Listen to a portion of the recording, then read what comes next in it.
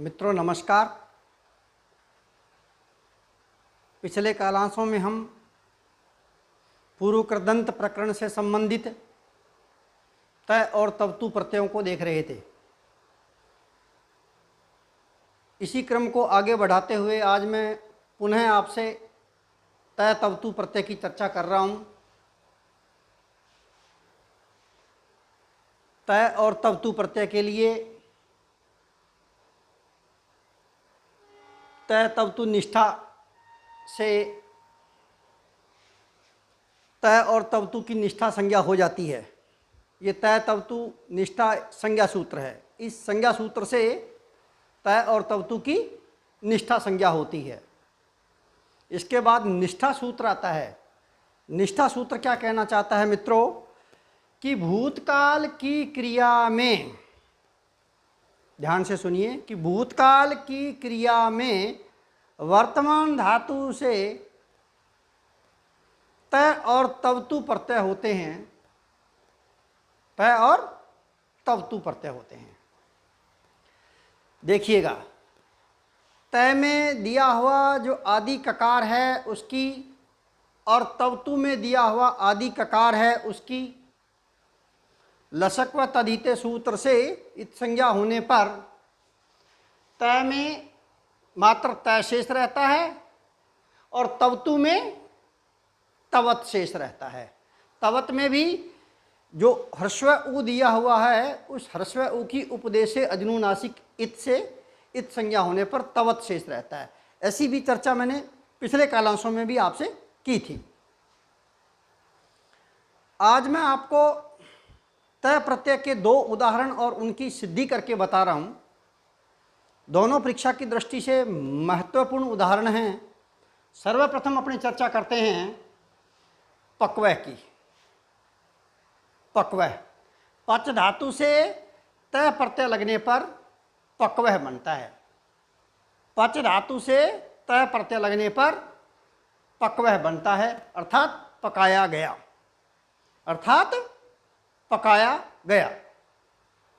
सर्वप्रथम जैसा कि मैंने आपको बताया था अभी कि तय तवतु निष्ठा सूत्र द्वारा पच धातु से तय की निष्ठा संज्ञा हुई। निष्ठा संज्ञा होने के बाद एक विधि सूत्र है निष्ठा।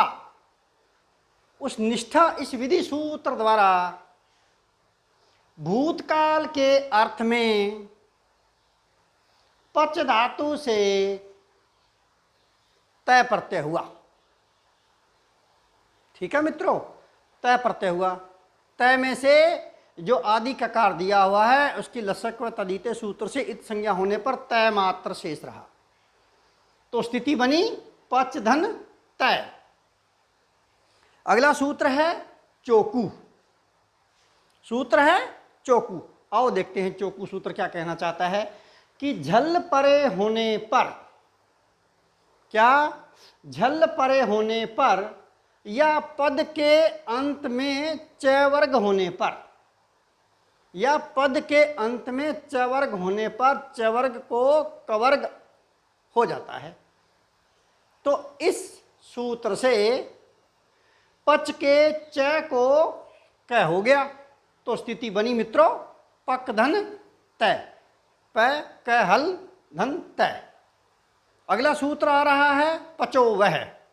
सूत्र है पचो वह। सूत्र देखिए क्या कहना चाहता है कि पच धातु से परे, क्या पच धातु से परे निष्ठा के, निष्ठा किसकी हुई थी? तय और तवतु की। निष्ठा के तय हल को वह हल आदेश हो जाता है। तो यहाँ मित्रों इस सूत्र से निष्ठा के तय हल को वह हल होकर पक्वह बना। क्या बना? पक्वह। ये आ गया आपके सामने कृदंत। ये पक्वह कृदंत आ गया। कृतदित समासा सूत्र से समग्र शब्द समुदाय की प्रातिपदिक संज्ञा हो गई और स्वोज सूत्र से प्रथमा विभक्ति के एकवचन में सुप्रत्यय आ गया और सहलंत का रुत्व विसर्ग होने पर पक्वः प्रयोग सिद्ध होता है।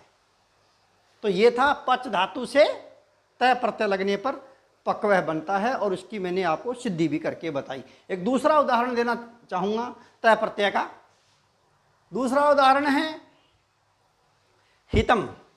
परीक्षा की दृष्टि से दोनों महत्वपूर्ण हैं, ध्यान रहे इस बात का।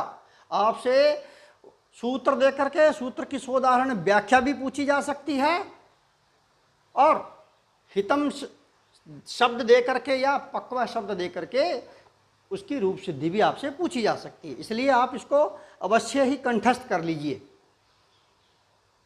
देखिएगा, हितम, हितम मीन्स धारण किया हुआ। हितम मीन्स धारण किया हुआ। सर्वप्रथम तय तब तू निष्ठा सूत्र द्वारा, तय तब तू निष्ठा सूत्र द्वारा धा धातु से तय प्रत्यय की निष्ठा संज्ञा हुई। क्या? तय तब तू निष्ठा सूत्र द्वारा धा धातु से तय प्रत्यय की निष्ठा संज्ञा हुई। निष्ठा संज्ञा होने के पश्चात निष्ठा इस विधि सूत्र द्वारा भूतकाल के अर्थ में धा धातु से तय प्रत्यय हो गया। भूतकाल के अर्थ में धा धातु से तय प्रत्यय हो गया निष्ठा सूत्र से। अगला सूत्र है दाधा द्वैदाप। सूत्र है दाधा द्वैदाप। सूत्र देखिए क्या कहना चाहता है। दाधा द्वैदाप सूत्र कहना चाहता है कि दा रूप वाली, क्या मित्रों? दा रूप वाली और धा रूप वाली, पुनः सुने, दा रूप वाली और धा रूप वाली धातुओं की घू संज्ञा होती है। दा रूप वाली धातु की और धा रूप वाली धातुओं की घू संज्ञा होती है, मात्र दाप और दैप को छोड़कर। इस सूत्र से धा धातु की घू संज्ञा हो गई। अगला सूत्र है घूमा स्था गापा जहाती साम हली। पुनः सुनो, घूमा स्था गापा जहाती साम हली। ये सूत्र क्या कहना चाहता है? आओ देखो। घू का अभिप्राय होगा घू संज्ञक धातुओं, घू संज्ञक धातुओं से मा, स्था, गा, पा, हा और सो, इन धातुओं के आ को, किन किन के? जो घू संज्ञक धातुएं हैं उनके आ को मा, स्था, गा, पा, हा और सो, इन धातुओं के आ को दीर्घ ई आदेश हो जाता है। दीर्घ ई आदेश यदि हल आदि कित इंगित आर्ध धातु परे हों तो कित आर्ध धातु परे है, इसलिए इस सूत्र से धा धातु के आ को दीर्घ ई हुआ, परंतु एक दधा तेर ही सूत्र आता है। दधा तेर ही। आओ सूत्र देखते हैं क्या कहना चाहता है कि दधा तेर ही सूत्र कहना चाहता है कि तय जिसके आदि में दिया हो, तय हल जिसके आदि में दिया हो, ऐसे कित प्रत्यय के परे होने पर संपूर्ण धा धातु को ही आदेश हो जाता है। क्या? संपूर्ण धा धातु को ही आदेश हो गया दधा तेर ही सूत्र से। तो मित्रों, यहां आ को ई न होकर के बाद होने के बाद दधा तेर ही सूत्र से धा धातु को ही आदेश हो गया। ऐसा होने पर ही और त दोनों को मिलाया तो बना हित। हित किस अर्थ में है? यह धारण किया हुआ, इस अर्थ में है। कृतदित समासा सूत्र से समग्र शब्द समुदाय अर्थात हित की प्रातिपदिक संज्ञा हो गई। स्वोजस सूत्र से प्रथम विभक्ति के एक वचन में सु प्रत्यय। अतोम सूत्र से सु को अम आदेश, और अमी पूर्व सूत्र से तय के ए और परे दिए हुए अम के ए, इन दोनों के स्थान पे पूर्व रूप एकादेश ए होने पर हितम प्रयोग मित्रों सिद्ध होता है।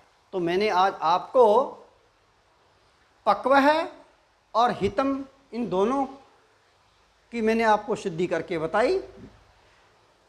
धा धातु से तय प्रत्यय लगाकर हितम बना है और पच धातु से तय प्रत्यय लगकर पक्वः बना है। परीक्षा की दृष्टि से मित्रों ये दोनों महत्वपूर्ण हैं, आप इन्हें कंठस्थ कर लीजिएगा। अगले क्लास में फिर मैं आपसे मिलता हूँ। धन्यवाद। जय हिंद।